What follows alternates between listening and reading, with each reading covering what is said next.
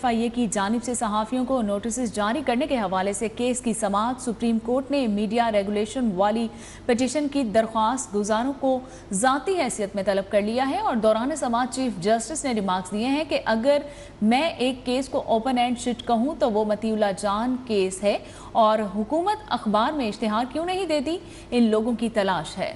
مزید کہتے ہیں اگر کچھ نہیں کرتے تو ایسا آرڈر آئے گا جو آپ کو پسند نہیں آئے گا۔ کیا انہوں نے انٹرویو ریکارڈ کیا تھا؟ یہ کیسا جرنلزم ہوا؟ تفصیلات جانیں گے۔ ابرار استوری ہمارے ساتھ موجود ہیں۔ ابرار بتائیے گا، انتہائی اہمیت کا حامل یہ کیس ہے، صحافیوں کو نوٹس جاری کرنے کے حوالے سے سماعت میں کیا ہوا ہے آج؟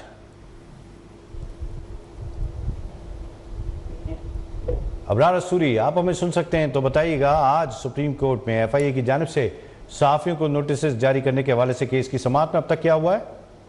جی بالکل، FIA کی جانب سے صحافیوں کو نوٹسز کے حوالے سے سپریم کورٹ میں سماعت ہوئی ہے۔ چیف جسٹس قاضی فائز عیسیٰ کی صدارت میں 3 رکنی بینچ نے اس اہم کیس کی سماعت کی ہے۔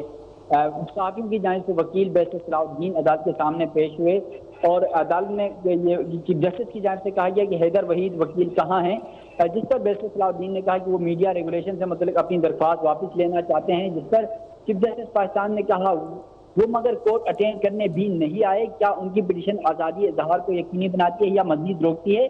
ان کے کیس میں درخواست گزار کون تھے؟ چیف جسٹس نے مزید کہا 2022 سے یہ درخواست کس بنیاد پر دائر تھی، کیا ان کا مقصد پورا ہو گیا؟ جبکہ درخواست گزار میں کوئی چکوال کا تھا، کوئی اسلام آباد کا، کون سا مشترکہ مفادات تھے جو ان درخواست گزاروں کے ساتھ لایا گیا تھا؟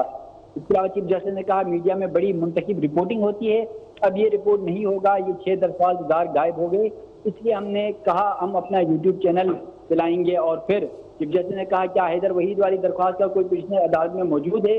چیف جسٹس نے اٹارنی جنرل کو روسٹم پر بلایا اور کہا کہ کیا اس طرح کی درخواست عدالت کو غلط استعمال نہیں کر رہی ہے، جبکہ اٹارنی جنرل نے کہا کہ بالکل یہ پروسیس کا غلط استعمال ہے۔ چیف جسٹس نے مزید کہا کیا ایسی درخواستیں عدلیہ کی آزادی یقینی بناتی ہیں یا اسے کم کرتی ہیں، جبکہ اس پٹیشن کے تمام درخواست گزار کو نوٹس کر کے طلب کیوں نہ کریں، اور اٹارنی جنرل کی درخواست گزاروں کو نوٹس جاری کرنے کی بھی حمایت کی گئی اور سپریم کورٹ نے ابرار استوری آپ نے ڈیٹیل سے آگاہ کیا آج کی سماعت کے حوالے سے، بہت شکریہ آپ کا۔